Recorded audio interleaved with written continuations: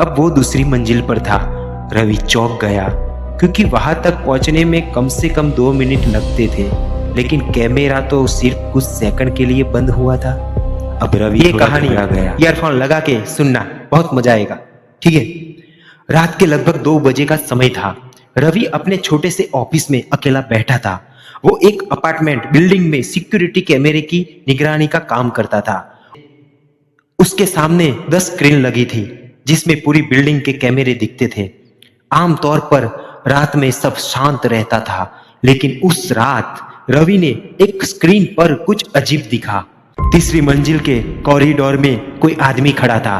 अजीब सी बात यह थी कि वो आदमी लगभग 10 मिनट से बिल्कुल हिल भी नहीं रहा था। रवि ने सोचा शायद कोई किराएदार होगा, लेकिन कुछ सेकंड बाद उस आदमी ने धीरे धीरे कैमरे की तरफ अपना सिर घुमा दिया। अब उसका चेहरा साफ दिख रहा था। उसकी आंखें सीधी कैमरे की तरफ देख रही थी। रवि को थोड़ा अजीब लगा क्योंकि उस मंजिल पर रहने वाले ज्यादातर लोग शहर से बाहर गए हुए थे। रवि ने इंटरकॉम से ऊपर कॉल करने की कोशिश की, लेकिन कोई जवाब नहीं मिला। तभी अचानक कैमरे की स्क्रीन 1 सेकंड के लिए झिलमिलाई और जब तस्वीर वापस आई वो आदमी गायब था। रवि ने सोचा आदमी वो कॉरिडोर से निकल कर गया होगा, लेकिन तभी एक और स्क्रीन पर उस आदमी की झलक दिखी। अब वो दूसरी मंजिल पर था।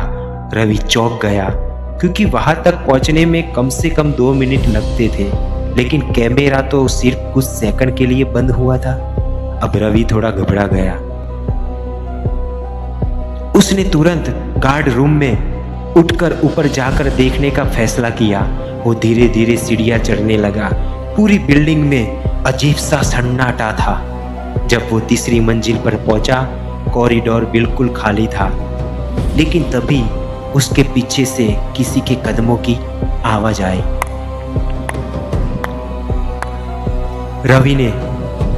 रवि ने जल्दी से पीछे मुड़कर देखा, लेकिन वहां कोई नहीं था।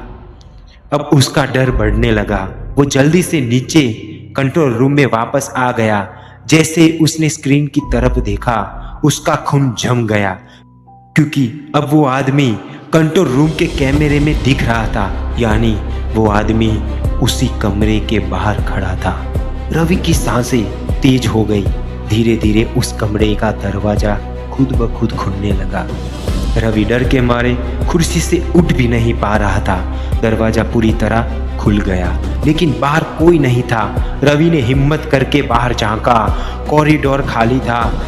तभी उसकी नजर वापस स्क्रीन पर गई और जो उसने देखा उससे उसके पैर तले जमीन खिसक गई, क्योंकि कैमरे में जो आदमी दिख रहा था वो कोई और नहीं, खुद रवि ही था। लेकिन असली रवि तो अभी कैमरे के सामने खड़ा था। स्क्रीन वाला रवि धीरे धीरे कैमरे के करीब आया और मुस्कुराते हुए बोला, अब मेरी ड्यूटी खत्म, अब तुम्हारी शुरू।